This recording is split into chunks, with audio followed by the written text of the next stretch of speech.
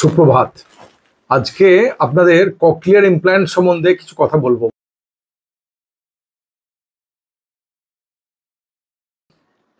ব্যাপারটা অনেকটা আগে যে মুখ ও বধির যে বাচ্চারা থাকতো, স্পেশাল চাইল্ড, সেই ব্যাপারটা কিন্তু আটকে দেওয়া যায় যদি ঠিকমতো ভাবে আগেই ট্রিটমেন্ট করা হয়। কিরকম? ককলিয়ার ইমপ্ল্যান্ট কখন করা হয়, কাদের করা হয়? ককলিয়ার ইমপ্ল্যান্ট যে বাচ্চা মনে করুন কথা বলছে না, আপনি কি করে বুঝলেন? 6 মাস বয়সে অনেক সময় বিভিন্ন রকম আমরা টেস্ট করি। সে টেস্ট করে যদি দেখা যায় যে বাচ্চারা শুনছে না, তাহলে কিন্তু ভাবুন সেই জন্ম দিয়ে কিন্তু অল্প অল্প শুনতে শুনতে সে 1.5 বছর 2 বছর কথা বলছে। তো আমাদের কাছে অনেক বাচ্চা আছে 4 বছর বলছে ডিলের স্পিচ থেরাপি করিয়ে যাচ্ছে না, ওরকম তো ব্যাপারটা হচ্ছে না। একটা স্পিচ থেরাপি করে দিচ্ছে, কখনো কখনো কোনো বাচ্চা হিয়ারিং এ লাগিয়ে দিয়েছে, স্পিচ থেরাপি, কথা শিখলো না। কি করে কথা শিখবে? আমি যে এই যে কথা বলছি, আমার ব্রেন কিন্তু প্রসেস করছে। আপনি যে আমাকে কোশ্চেন করছেন, কানে শুনছে, তারপরে সেটা ব্রেনে যাচ্ছে, তারপরে পুরো সিস্টেম দিয়ে আমি কথা বলছি। অনেকে বলে যে একটু আপনি মুখটা দেখে দিন তো ঠিকমতো কথা বলছেন না। প্রথমত একটা বাচ্চাকে কথা ভালো করে বলতে গেলে শুনতে হবে। তাহলে আগে শুনছে কিনা আমরা টেস্ট করি, কনফার্ম করি। যদি শুনছে না, তাহলে সে কথা বলবে না। তো দু রকম রুগীদের আমরা ককলিয়ার ইমপ্ল্যান্ট করি। একটা হচ্ছে প্রিলিঙ্গুয়াল, মানে যারা জন্ম থেকে শোনেনি, তাদের ব্যাপারটা একটু একটু সময় লাগে ঠিক করতে। আর একটা হচ্ছে পোস্টলিঙ্গুয়াল, হঠাৎ করে একদমই শোনা বন্ধ হয়ে গেল, কিন্তু পরিষ্কার ছিলেন 55 বছর, 60 বছর, 20 বছর, 30 বছর, হঠাৎ করে শোনা কমে গেছে, সেগুলোকে ককলিয়ার ইমপ্ল্যান্ট করা। তারপরে পোস্টলিঙ্গুয়াল, এগুলো খুব সিম্পল, অপারেশন করলেন 20 দিন বাদে সুইচ অফ অন হবে, ঠিক হয়ে যাবে। নাও ককলিয়ার ইমপ্ল্যান্ট প্রিলিঙ্গুয়াল। প্রিলিঙ্গুয়ালে আমরা কিভাবে ব্যাপারটা মেনটেন করি? যখন দেখি শুনছে না, তাহলে 5 বছর আগে বা 3 বছর আগে ওই বাচ্চাগুলোর রেজাল্ট খুব ভালো। এখন হচ্ছে বাচ্চা কিন্তু ওই সময় থেকে শুনে শুনে কথা ডেভেলপ করে, তাহলে আমরা ককলিয়ার ইমপ্ল্যান্ট করি। ককলিয়ার ইমপ্ল্যান্ট আমরা ঘোষ এন্টি ফাউন্ডেশনে খুব মিনিমাম চার্জে এবং মিনিমাম অপারেটিভ কস্টে আমরা করতে পারি। কারণ হচ্ছে নিজেদের আমাদের হসপিটাল, অনেকক্ষণ সময় লাগে। বড় হসপিটালে করতে গেলে অনেক চার্জ লাগে, কিন্তু আমরা অনেক কম চার্জে করতে পারি নিজেদের হসপিটালে। আর আমরা মানে রাখিও 2-1 দিন রাখিও বাচ্চাদের, 2-3 দিন, যাতে বাচ্চাগুলো ভালো করে সেফ। কারণ হচ্ছে ইনফেকশন হলে মুশকিল। ককলিয়ার ইমপ্ল্যান্ট একটা বেসিক্যালি একটা ইলেকট্রনিক ডিভাইস। এটাকে একদম ন্যাচারাল হিয়ারিং এর সাবস্টিটিউট না, ন্যাচারাল হিয়ারিং এর কখনো সাবস্টিটিউট নয়। দেখুন, ককলিয়ার ইমপ্ল্যান্ট আর হিয়ারিং এর আকাশ জমিন তফাৎ। যে বাচ্চাগুলো হিয়ারিং এর কাজ করবে না, সিভিয়ার ডিগ্রি হিয়ারিং লসে, হিয়ারিং এটা প্রপার কাজ করে না। আজকে একটা বাচ্চা এসেছিল, তাকে ককলিয়ার ইমপ্ল্যান্ট বললাম। যেমন হচ্ছে হিয়ারিং এর দিয়ে অনেক দিন ধরে 4 বছর ধরে বলছে স্পিচ থেরাপি করছে, না এরকম হতে পারে না, প্রপারলি শোনে না। তারপরে আমরা এএসএসআর করলাম, এএসআর করে দেখলাম যে না, বাচ্চাটা শোনে না ঠিকঠাক করে। তো সেই বাচ্চাকে আপনাকে প্রপারলি শোনাতে গেলে ককলিয়ার ইমপ্ল্যান্ট করতে হবে, এবং ককলিয়ার ইমপ্ল্যান্ট করে তবে স্পিচ থেরাপি করতে হবে। আপনি যদি বাচ্চা নাই বা শোনে, তাহলে কি করে সে ইয়ে করবে? কিন্তু অবশ্যই ককলিয়ার ইমপ্ল্যান্ট যতক্ষণ না হয়, অনেক সময় হিয়ারিং এড দেওয়া হয় যাতে স্পিচ থেরাপিটা করে করে সাউন্ড লোকালাইজেশন করানো হয়। কিন্তু হিয়ারিং এড কখনো ককলিয়ার ইমপ্ল্যান্টের সাবস্টিটিউট হতে পারে না। কারণ হচ্ছে হিয়ারিং এড তো অনলি যে নার্ভ কোনো বেঁচে আছে, যে ককলিয়ার ফাংশন করছে, সেটাকে স্টিমুলেশন করা হয়। আর এটা হচ্ছে ডাইরেক্ট ইলেকট্রিক্যাল স্টিমুলেশন করে আলটিমেট অডিটরি নার্ভকে স্টিমুলেট করে।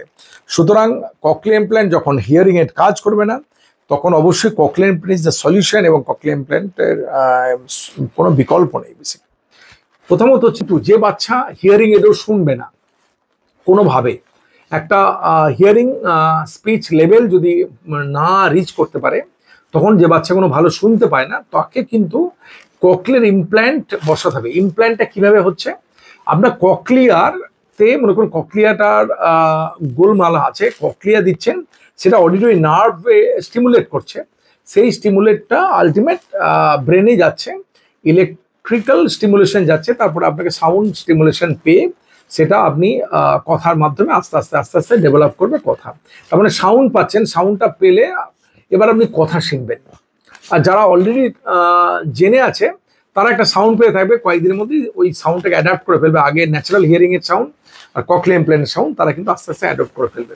কিরকম? ককলিয়ার ইমপ্ল্যান্টটা একটা বাইরের একটা প্রসেসর থাকে, সেটা ম্যাগনেটের মধ্যে ফিল্ডে লেগে থাকে, ম্যাগনেটের মধ্যে ভিতরে একটা ম্যাগনেটিক ফিল্ড সমেত একটা ইলেকট্রোডের একটা কমপ্লেক্স সিস্টেম দেয়া। আমি আপনাকে কতগুলো ছবি দেখাবো। আর একটা বাইরে একটা প্রসেসর লাগানো থাকে, সেই প্রসেসরটা সাউন্ডটা ক্যাচ করে, তারপরে সাউন্ডটা ওখানে পাঠিয়ে দেয়। সে তারপরে ইলেকট্রোডের মাধ্যমে দিয়ে ককলিয়াকে বাইপাস করে অডিটরি নার্ভ স্টিমুলেশন করে। This is the system of cochlear implant. Cochlea implant অনেকে বলে রেজাল্ট খুব ভালো, রেজাল্ট 100%। দেখুন ফেলিওর হওয়ার চান্স নেই, সেই ইনফেকশন, যে কোনো জিনিস ইনফেকশন হলে ফেলিওর হতে পারে। আদারওয়াইজ ককলিয়া ইমপ্ল্যান্ট সাধারণত সাকসেসফুল অপারেশন যদি ভালো করে সার্জারি শেখ হয়। আমরা কি করি, আমরা পস্টেট ইমপ্ল্যান্ট কানের পিছনে একটা ইনসিডেন্ট দিয়ে গোল করে ম্যাস্ট অ্যান্ট্রাম খুলে দিয়ে পস্টেট ইমপ্ল্যান্ট ভেরি সিম্পল সার্জারি, যারা ম্যাস্টেট করে ইউজ তাদের পক্ষে এটা কঠিন অপারেশন নয়। পস্টেট ইমপ্ল্যান্টমি করে স্ট্রেট লাইনে ককলিয়া ইমপ্ল্যান্ট রাউন্ড উইন্ডোতে ঢুকিয়ে দেওয়া হয়। তো এই হচ্ছে সিস্টেম। আমরা কিন্তু একটা ককলিয়াটা কীরকম দেখতে হয়, কীরকমভাবে আমরা করি, মাইক্রোস্কোপ কীরকম, আমি কতগুলো ছবি আপনাকে দেখাবো, সেটা দেখলে আপনি আরও আইডিয়াটা ক্লিয়ার হবে। বাচ্চাগুলো তারপরে কি সুন্দর রেসপন্স করে দেখুন। আপনি অ্যাডাল্ট থেকে শুরু করে বাচ্চার ককলিয়া ইমপ্ল্যান্ট সব রকমই আপনাকে দেখাবো, আপনি দেখুন, তাহলে বুঝবেন ব্যাপারটা কীরকম হচ্ছে। This is the implant. এই পোর্শনটা ভেতরে একটা বনি গ্যাপ করে আমরা এই পোর্শনটাকে ঢুকিয়ে রাখি পিছন দিকে, তারপর এটা অ্যান্ট্রামের ভেতর দিকে ইলেকট্রোড, এটা ককলিয়ার মধ্যে পৌঁছে এটা ইলেকট্রোডসগুলো ঢুকিয়ে দেওয়া হয়। এটা হচ্ছে যে ইমপ্ল্যান্ট। এর বাইরে একটা প্রসেসর থাকে, এর বাইরে একটা প্রসেসর, কিন্তু এটা দিস ইজ দ্য ইমপ্ল্যান্ট। এটা মাইক্রোস্কোপের মধ্য দিয়ে, এই অপারেশনটা পুরো মাইক্রোস্কোপের মধ্য দিয়ে করা হয়। এবার প্রথম দিকে আমরা এটা ব্যান্ডেজ করে রেখে দিই। প্রিলিঙ্গুয়াল হচ্ছে ছোট ছোট বাচ্চা যাদের ককলিয়া ইমপ্ল্যান্টে পরে ঠিক 20 দিন মাত্র, যখন এটা হিল করে যাবে কানটা, তখন আমরা সুইচ অন করি। তো সুইচ অনের পর থেকে প্রথম বাচ্চা বুঝতে পারে একটা সাউন্ড পাচ্ছে, তো হিয়ারিং কিন্তু আসে পেট, তার মানে এই বাচ্চাটা শুনলো না, বা জন্মের পরেই কোনোভাবে শোনা কমে গেছে, তার মানে সে শুনলো না।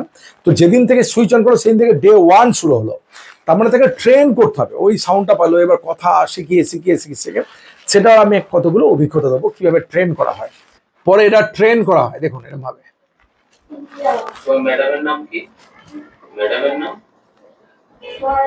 Very good. তোমার নাম কি? তোমার নাম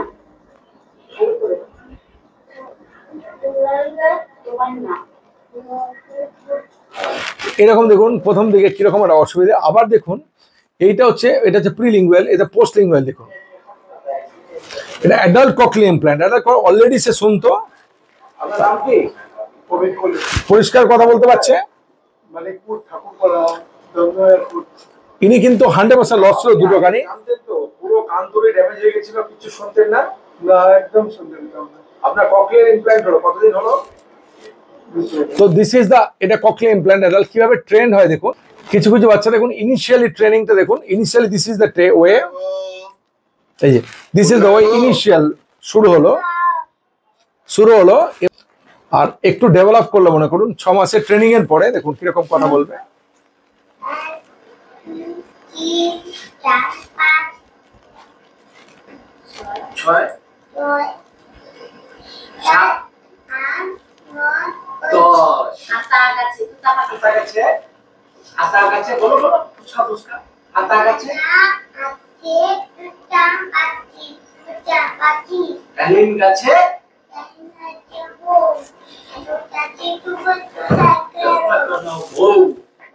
তো এরকম ভাবে ডেভেলপমেন্ট হয়। তো সুতরাং ককলিয়া ইমপ্ল্যান্ট অ্যাডাল্ট ছাড়া বাচ্চাদের ক্ষেত্রে কিন্তু আজকে ককলিয়া ইমপ্ল্যান্ট বসিয়ে দিলাম, সাকসেসফুল অপারেশন করা হলো, সেটা আমরা মেশিনের সাহায্যে বুঝি যে ইলেকট্রোডগুলো সব ফাংশনিং করছে, এক্সরে করে দেখি ঠিক জায়গাতে বসে আছে, বা আমার সিবিসিটি আছে আমাদের এখানে বুঝে নিই।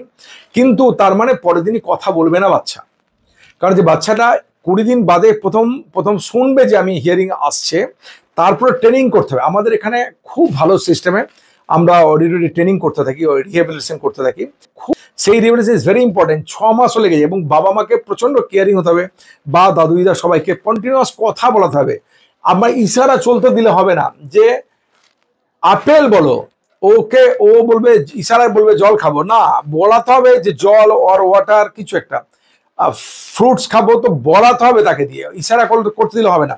তাহলে সে কিন্তু কথা বলতে থাকবে। আদারওয়াইজ কথা বলাটাও, যে বাচ্চা কথা বলে না তার কাছে কথা বলাটা একটা কষ্টের।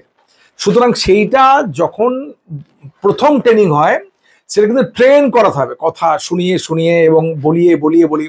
সুতরাং আমাদেরও রেসপন্সিবিলিটি, আমাদের যারা ট্রেনিং দেয় স্পিচ থেরাপি, আমরা যেমনভাবে বাচ্চাদের ট্রেন করি, বাবা মাকেও কন্টিনিউয়াস লেগে থাকতে হবে। 6 মান্থস যদি আপনি ফুল ট্রেনিং করতে পারেন, তাহলে বাচ্চা কিন্তু লাইফটাই চেঞ্জ হয়ে যাবে। আপনি তাকে আর, সব থেকে বড় কথা, তাকে আর বোবাকালা বলবেন, নর্মাল বাচ্চার মতো বিহেভ করবে, একটার বেশি দুটো কান করা উচিত, একটা করেও দুটো করতে পারেন, অথবা দুটো কানও ককলিয়া ইমপ্ল্যান্ট, কারণ হচ্ছে আমরা দুটো কানই শুনি। এবং আপনি শিওর যে বাচ্চারা ককলিয়া ইমপ্ল্যান্ট বা কানে শুনছে না তাদের ট্রিটমেন্ট করুন, তারা স্পেশাল চাইল্ড থেকে নর্মাল হয়ে যাবে, সাইলেন্ট থেকে সাউন্ডের লাইফে যাবে, ডিফারেন্ট জোনে চলে যাবে। সুতরাং আমার মনে হয় ককলিয়া ইমপ্ল্যান্ট সম্বন্ধে আরও চিন্তা ভাবনা করা উচিত। ককলিয়া ইমপ্ল্যান্ট মানে প্রচুর কস্টলি এরকম মোটেই না, খুব রিজনেবল চার্জে ককলিয়া ইমপ্ল্যান্ট করা সম্ভব। আমরা তো অনেক হেল্প করি, অনেক বাচ্চাকে দরকার হলে অপারেটিভ চার্জও কমিয়ে দিও। অনেক সময় আমরা অনেকভাবে হেল্প করি। ককলিয়া ইমপ্ল্যান্ট কোম্পানির সঙ্গে আমরা টাই আপ আছে যাতে কম চার্জে ককলিয়া ইমপ্ল্যান্ট করা যায়।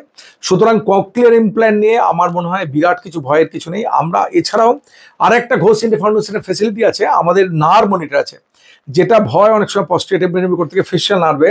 তো আমাদের নার্ভ মনিটরের জন্য সেটা অ্যাডেড অ্যাডভান্টেজ, আর অত্যন্ত ভালো মাইক্রোস্কোপ আছে, সেটা অলসো ইম্পর্টেন্ট। এবং ক্রস ইনফেকশনের ভয় নেই, যেহেতু এটা ইএনটি হসপিটাল। অনেক সময় মাল্টি স্পেশালিটি হসপিটালে বিভিন্ন রকম ক্রস ইনফেকশনের ভয় থাকে, এটা যেহেতু প্রপারলি ইএনটি হসপিটাল, সুতরাং ওই ভয়টাও নেই। সুতরাং ঘোষ ইএনটি ফাউন্ডেশনের ককলিয়া ইমপ্ল্যান্ট আমরা খুবই করি এবং অত্যন্ত ভালো রেজাল্ট।